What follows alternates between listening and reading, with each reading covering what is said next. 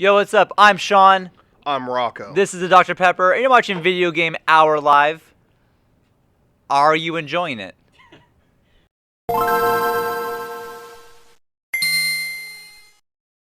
I'm Tyler from Video Game Hour Live, and I'm here with Shawn and Rocco from Mega 64. They're here at RTX here in Austin. And guys, what are you thinking about the convention so far?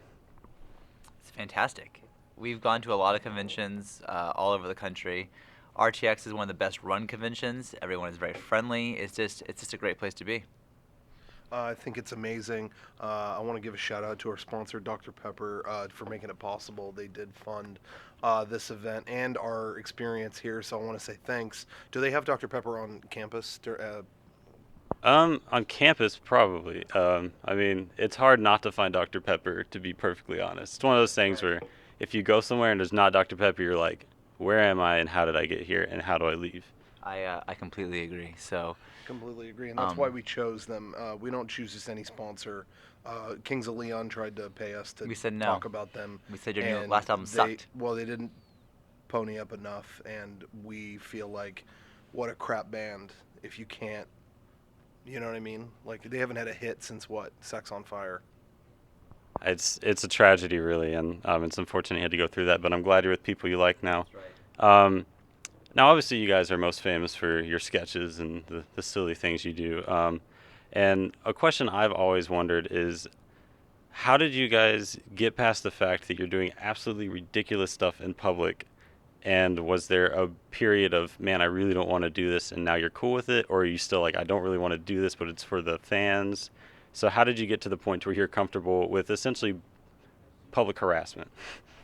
With me personally, I'm gonna speak for myself. I'm never comfortable with that. I hate it. I do it for the fans because I know people are going to enjoy it, and I see how it is funny. But I mean, there are times like we did a skit recently where it was for a Fallout 3 skit, and I get hit, and then Derek takes off my clothes. I'm just in boxers. I'm just laying on the ground in like streets and stuff like that, and like I'm just laying there, just being so miserable, just like I just don't want to be here. And like you hear people walking around you and laughing at you, and it sucks, but you know that you're getting good footage and it's worth it. But man, sometimes like it's terrifying sometimes. We grew up in theater. We did a lot of theater growing up, so it doesn't bother me at all. I thrive off of attention, and I don't mind being embarrassed in front of a lot of people. Unlike Kings of Leon with that terrible live album they did, which was really, really bad, and you should have organized something better, because Dr. Pepper won out and you didn't. So I just want to go on record and say I'm fine. All right, you guys, big video game dudes, obviously. I'm wondering, like, what are your core genres or types of games you play? You know, you got JRPGs, you got fighting games. So which are the ones that in your spare time you really sit down and hammer out a lot of time with? When it comes to video games, of late it has been only strictly Nintendo.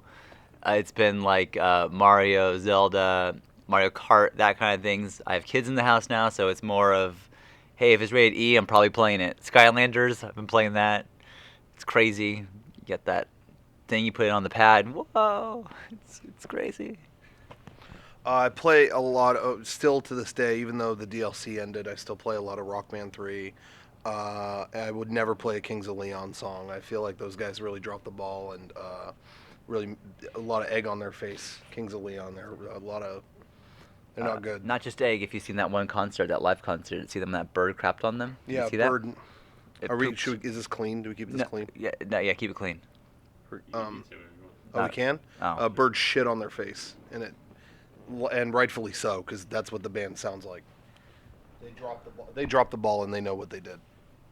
Well, I mean, not everybody can live up to greatness, and obviously Kings of Leon really. Dr. Pepper, our sponsor, refreshing 23 taste, flavors. 23 different flavors at one time. That's almost as much as 31, but this is an ice cream that makes you fat. That's the perfect description, if you ask me. You guys, a lot of sketches have been incredibly. Some are just like really goofy. Some have a lot of work, it looks like, goes into them. What was like the hardest sketch for you guys to do, whether it be production value wise or simply not getting harassed by the police for the things you were doing? We spent a lot of time. We did a skit recently for Hotline Miami, and that took several days of filming. We had to get different shots, different setups. There's one take where we know we're covered in blood laying around San Diego, so we had to have our makeup effects guy Garrett come up and give us, bloody faces and all that stuff. And the next day we did, different masks and hit by. It's just a lot of setup went into that particular skit. Plus, we filmed with the Canon 5D, which, as I see, it changes focus a lot. So trying to have a shot focus when things are constantly moving is always difficult. Yeah. We did actually a video a couple years ago for actually some of the people who are here. 343, shout out Microsoft. We did a video for Halo Fest, and we needed to have a line forming out of a store, like everyone was waiting for the Halo re-release, and what our style is as little planning as possible. So we had 100 people just line up beside an actual target just because it was there, and we just thought, well, what would they do? I mean, if just 100 people lined up in tents, like, what are they They're going to waiting do? for a game that's not going to come out for months. What do you do? I don't think they're going to shoot us. So we tried it, and that was a little nerve-wracking because it was seriously just seeing security guards not even knowing how to handle it. It's just a random Monday night, and they're just going, why are there people lined up? But we did it, we executed it, and the video did come out. Unlike Kings of Leon's crappy EP, that was a iTunes embarrassment. That's what they call it, the joke of iTunes. All right, and if you guys will do, Wait, Steve Jobs said that. Those were his final words. He said that at the hospital. He said, "What an iTunes joke! I just heard the new Kings of Leon and." Thank you, Dr. okay. All right. As a personal favor to me, my brother's a really big fan of you guys. So if you guys could do a little shout out, something along the lines of how much he sucks and how much better I am than him for getting to sit down and talk with you guys. What's his name? His name's Trevor. Trevor. Okay. Trevor, you suck. How does it feel to be the worst of the brothers? Sorry.